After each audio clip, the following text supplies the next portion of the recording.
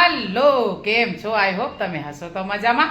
અમે બી મજામાં છીએ. તો કરો માં રવરાયના દર્શન કરીને આપણે બધા જ પાવન થઈએ અને માતાજીનો આજે આપણે જયકારો બોલાવીએ. બોલો રવરાય માત કી જય. અને માનું જયકારો બોલાવીને આપણે કામ કરીએ અને બસ તો માને તો આપણે યાદ હરોજ કરીએ જ છીએ અને માં બધાની મનોકામના પૂરી કરે. બસ મા પાસે આવી પ્રાર્થના કરીએ આપણે રવરાય મા પાસે. દિવસનું રૂટિનનું વિડીયો લેશું જેટલો આપણાથી લેવાશે એટલો. તમે વિડીયોમાં બન્યા રહેજો. વિડીયો સારો લાગે તો આગળ શેર કરજો. અને આપણે આજે રવરાય મા માટે થોડોક નાનું એવો કંઈક ગાઈએ. એ જગદંબા માડી જોગણી જ રે, જગદંબા માડી જોગણી અને માડી જપીએ તિહારો જાપ. હે માડી અખન થોડા દીવડા બડે, હે માડી પર ગાટ રવરાય, હે માડી પર ગાટ તું રવરાય. બોલો રવરાય માત કી જય. ગયા હતા બજારથી ફ્રૂટ લાવ્યા ને મારે સેવ લેવાની હતી તો સેવ બી લઈ આવ્યા. બસ હવે આપણે બનાવશું સેવ કાંદાનું શાક, કેમ કે ઘણા ટાઈમ પછી સેવ કાંદા બનાવવાના છે એટલે આજે સેવ કાંદાની સબ્જી છે. ચલો હવે વિડીયોમાં બન્યા રહેજો. આપણે આગળ વિડીયો લેશું. જય દ્વારકાધીશ. કેમ કે મેં ડુંગળી સુધારી એટલે આંખમાં આમ ગંગાજળની જેમ વરસાદની જેમ આંસુ વરસવા માંડ્યા છે. અને ડુંગળી ખાવાથી બહુ જ મસ્ત હોય પણ એ આંખમાં એટલે જ આંસુ લાવે છે કે એમાં ગુણ ઘણા છે.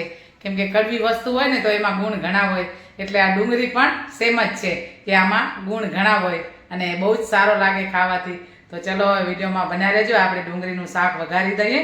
હું ડુંગળીનો જરાક શાક વઘારતા તમને આ ઝલક બતાવું કે કેવી રીતે. તો ચલો આપણે તેલ મૂકી દીધેલો છે. હવે આમાં નાખશું રાઈ.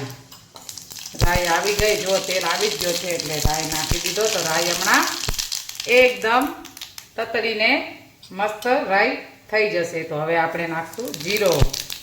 જીરો નાખી દીધો કેમ કે જીરાને બહુ ઓલો ના કરવાનું હોય. ડુંગળીનું શાક તો આવી રીતે સમકારો છે ડુંગળીના શાકમાં. તો આવી રીતે આપણે ડુંગળીની સબ્જી બનાવીશું કેમ કે આ ઘણા ટાઈમ પછી સેવ ડુંગળીનું શાક બનવાનું છે. તો હાલો આપણે હવે ડુંગળીને થોડીક ફ્રાય કરી લઈએ કેમ કે આખી રેસીપી તો બતાવી દઉં. ચલો ને હું કેવી રીતે ડુંગળીનું શાક બનાવવું હોય. તમે બી બનાવતા હશો ઘરે અને બનાવતા હો તો અમને બી કમેન્ટમાં લખજો કે અમારા ઘરે આવી રીતે સબ્જી બને છે. જો અમારા ઘરે તો આવી રીતે સબ્જી બને, સેવ કાંદા કે સેવ ડુંગળી જે કયો એ. તો બસ હમણાં થોડી વારમાં આપણે થોડો તેલમાં જ એને ફ્રાય કરવાની છે. થોડી લાલ થઈ જશે એટલે પછી નાખશું બધા મસાલા કરી પછી આપણે એમાં નાખશું પાણી. થોડીક ડુંગળી ચડી જશે એટલે સેવ નાખી દઈશું. બસ આપણું શાક રેડી થઈ જશે હમણાં થોડી વારમાં. બસ વિડીયોમાં બન્યા રહેજો. આગળ વિડીયો લેશું. જય દ્વારકાધીશ. તો ડુંગળી હવે લાલ થઈ ગઈ છે એટલે આપણે પહેલાં નાખશું હલ્દી. થોડીક નાખશું હલ્દી પછી નાખશું ધાણા જીરું, પછી નાખશું લાલ મરચાં. ડુંગળી આંબલી તીખી હોય એટલે લાલ મરચાં આપણે થોડાક ઓછા નાખશું. પછી એને થોડો હલાવી લઈએ એટલે ડુંગળી થોડી બધા મસાલા સાથે મિક્સ થઈ જાય. તો જો શાકનો કલર કેવો મસ્ત થઈ ગયો છે એકદમ. ડુંગળીને લસણ ઓછો ખવાય પણ તો બી ક્યારેક બનાવીએ. તો હવે વિડીયોમાં બન્યા રહેજો. પછી આપણે છેલ્લે શાક બતાવશું કે અમારો શાક બની ગયો છે. ચલો જય દ્વારકાધીશ. તો આજે આપણે એક ગણપતિ બાપાનું ગીત ગાઈએ કેમ કે જ્યારે હવે આવશે વૈશાખ મહિનો. વૈશાખ મહિનામાં ઘણા બધાના લગ્ન છે, બહુ બધાના લગ્ન છે. કેમ કે સ્ટેટસમાં જેના સ્ટેટસમાં જોઈએ એના સ્ટેટસમાં દીકરાને દીકરીઓના ગીત ગવાય છે. તો આપણે આજે ગણપતિ બાપાનું એક ગીત ગાઈએ રોટલી બનાવતા.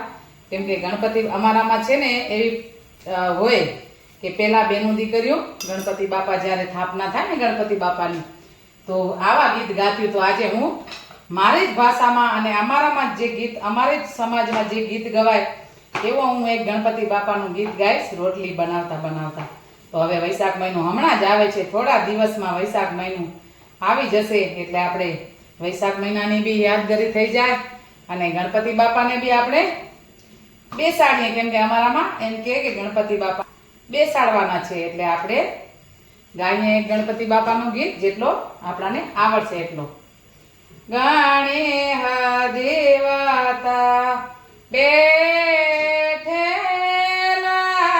પાટ ચોખા કેરી સગચ અડે ગણેહ દેવતા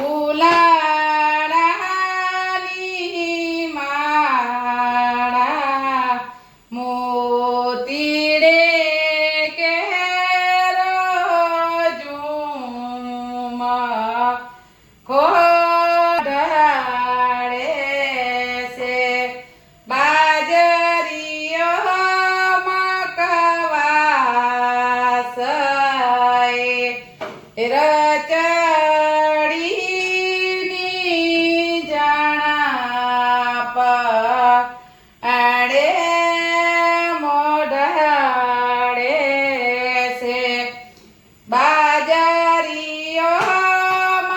કવાસ એર ચડીની જણા પડે દેવતા બેઠેલા પાટ નારિયલ કેરી સગ ચડે. તો અમારામાં આવા ગીત ગવાય, કેમ કે અમારે દીકરો હોય કે દીકરી લગ્ન થતા હોય ને તો જ્યારે ગણેશ સ્થાપના થાય ત્યારે આવો ગીત ગાય. કેમ કે અમારા હજી પહેલાંની પરંપરામાં આવા ગીત ગાય છે. અત્યારે બી ગવાય ને પહેલાં બી ગવાતા. એટલે આપણે સંસ્કૃતિ આપણી ભૂલીએ નહીં, આપણે આપણી સંસ્કૃતિને યાદ રાખીએ. આવી રીતે વિડીયો બનાવતા રહેશું અને આપણી સંસ્કૃતિ જાળવતા રહેશું. જેટલો આપણાથી થાય એટલો તો આપણે જાળવી શકીએ. તો હવે બસ વિડીયોમાં બન્યા રહેજો, કેમ કે મેં ગણપતિ બાપાનું કાલી ગેલી વાણીમાં જેટલો મને આવડ્યો એટલો ગાયો. અને ચલો હવે વિડીયોમાં બન્યા રહેજો. જય દ્વારકાધીશ, બોલો ગજાનંદ ગણપતિ મહારાજ કી જય. અમારો સેવ ડુંગળીનું શાક બની ગયો છે. આવો લાગે જુઓ, તમે બનાવતા જ હશો ઘરે. અમે આવી રીતે તમે જોયો મેં વઘાર્યો કેવી રીતે શાકી બી. ને અહીંયા છે રોટલી, છાશ. ચલો આપણે હવે જમીએ. આગળ વિડીયો લેશું તો ઠીક છે, નહીં તો જય દ્વારકાધીશ.